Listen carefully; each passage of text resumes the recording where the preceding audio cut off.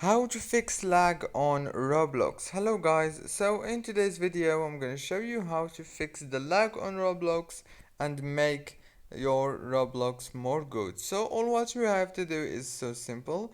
Just go to the top corner and click on Roblox settings and then go to the settings right here and make the camera mode on classic like this, and then scroll down and go to graphics mode.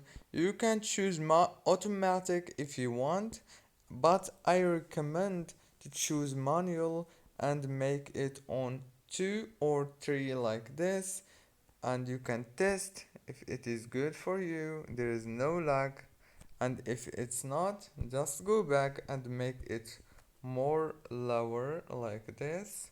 And congratulations, don't forget to like, subscribe, and thank you so much for watching this video until the very end.